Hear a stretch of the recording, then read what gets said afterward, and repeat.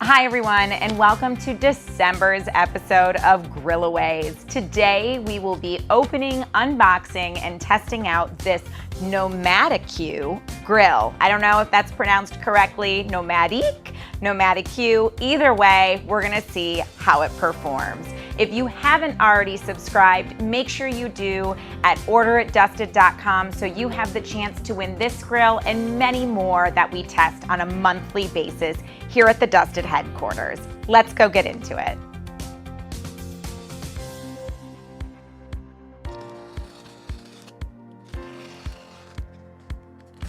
So there is a video on the outside of this box right here. If you scan that QR code, it shows you exactly what to do, which is actually really nice. If the grill is difficult to put together, it's nice to know how to do it. This actually seems incredibly self-explanatory. And not only is there a video, there's definitely also some different steps on the back that just try to make it as easy as possible for you to know exactly what to do when opening up this grill. So we've got what looks like the gas hose here. This is the shoulder strap, which is nice and convenient. It looks like you're gonna put this around the grill and you can almost carry it like a cooler. And then you've got a couple of different drip trays. There's two here because this grill does fold out, and so there's gonna be two grilling surfaces. There are instructions here if you need them, but again, with their video that they put on the QR code on the outside of the box, as well as just how simple the grill seems to use, I'm not sure these are necessary. Let's cross our fingers. We won't have to use them.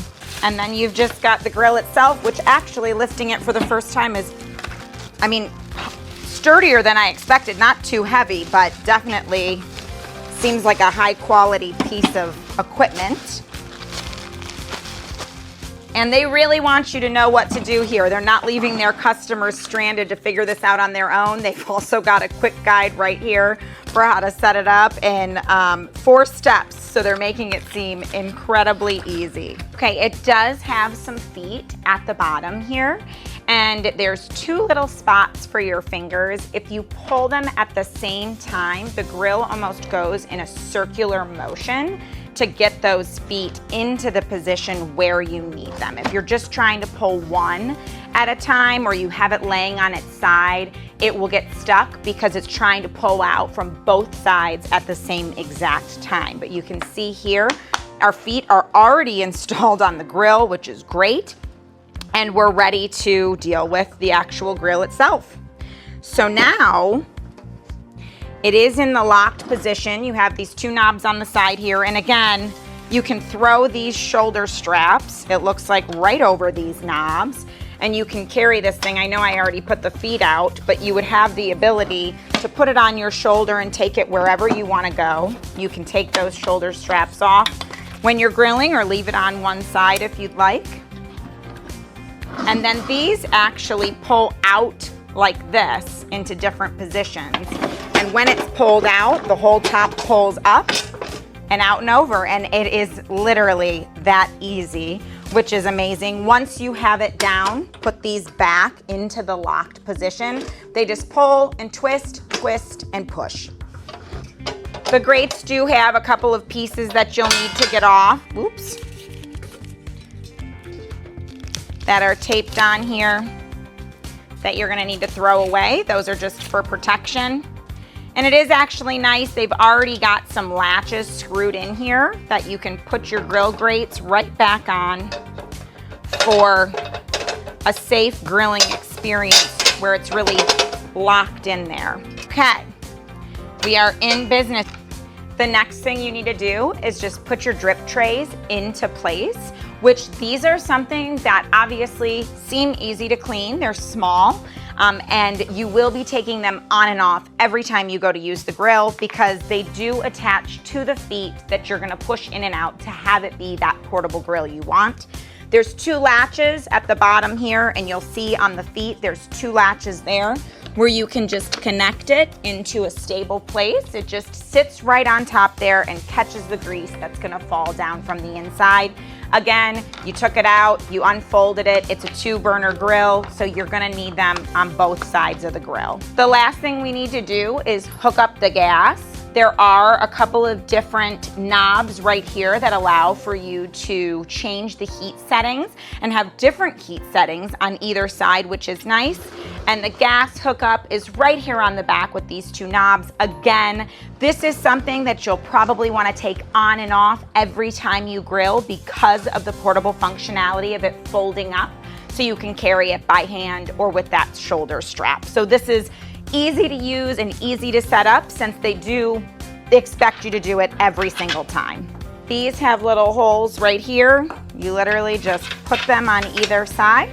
They're screws and you screw it in like you'd be screwing in a Ethernet cable.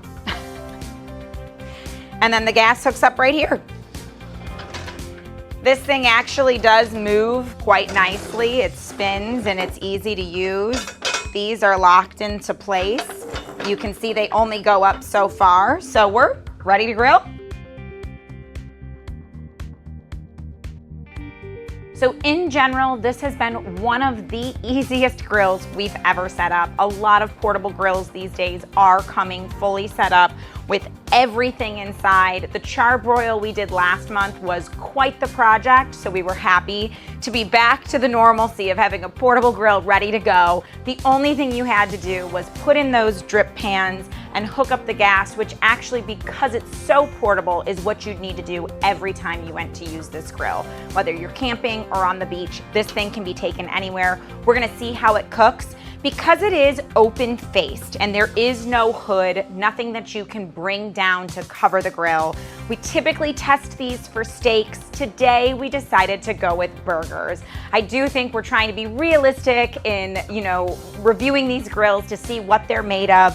I'm sure you could do a steak on this grill, but if you were in the outdoor elements and you had no way of covering the grill to really keep that heat inside, it might take a while or be hard to get the heat and the crust that you're looking for. So we're hoping we get great results with burgers, but let's see how it does.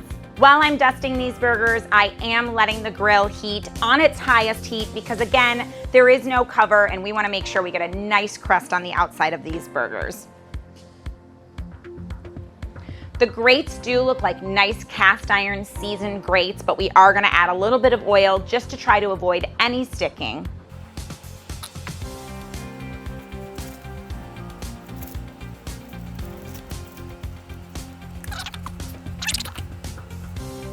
We have it on high heat. Again, there's no hood, so the flame is gonna get as hot as the flame is gonna get, and the grill itself, those grates will heat up, but it doesn't take that long.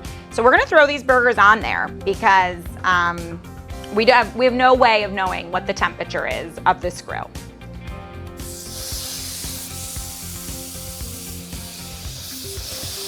And it's very close to that heat source, so I can already see a lot of smoke and also a lot of flame. The other thing is these are nice, hearty, big size burgers, but you really couldn't fit more than 2 on each side. I would even argue that if you put 3, there wouldn't be enough space in between them. It'd be too crowded and be harder to get the nice cook on them. So as you can see, it's definitely smoky, and I would have expected nothing less. There's no cover on here. The burgers are very close to that heat source, but I will tell you, those tiny little drip trays are in the perfect position. We are getting some grease dripping off this grill, and it's falling perfectly into those drip trays. Now, we do have 4 burgers on this grill right now, 2 on each side. I'm hoping that we don't get too much oil that those drip trays, for any reason, overflow. It doesn't look like that's gonna happen, but if you had to cook something for a long time or you were cooking multiple things, I would definitely pay attention to those drip trays and empty them out before putting your next set of burgers on so you don't have a mess. But if you're grilling on a beach, maybe you don't care. All right, we're gonna see how this crust is coming along and flip these babies. Ooh, very nice. It's definitely an outside grill. We just flipped it on that other side. Those burgers had time to collect the fat on the top, and so all that grease is dripping down into the grill right now, and the smoke is really billowing out. So not to be used in an apartment. It's small, it's convenient, but it is outdoor only. All right, we're gonna pull these burgers off. They have a beautiful crust on them. They are thick burgers. We're gonna let them rest for a minute, so hopefully they continue to cook a little bit on the inside, and we'll see how this grill really did, but I am impressed.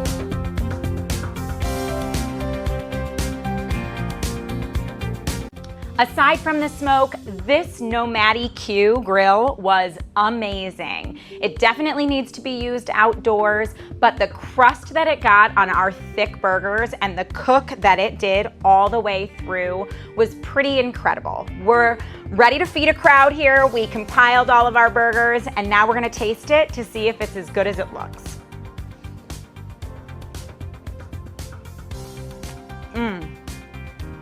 Absolutely delicious. These burgers are perfectly cooked. We gave them some time to rest, but honestly, I'm impressed with as thick as they were, how well this grill did without even having a hood. If I was going camping, sitting on a beach, tailgating in the back of my truck, of all the portable grills we've used so far, this would definitely be the easiest to pack in my car and take with me without having to worry about help carrying it anywhere. So I highly recommend this grill. The heat factor was great, the cooking factor was great, and it was perfect for our dusted steak seasoning. We'll see you next month when we review the other grills.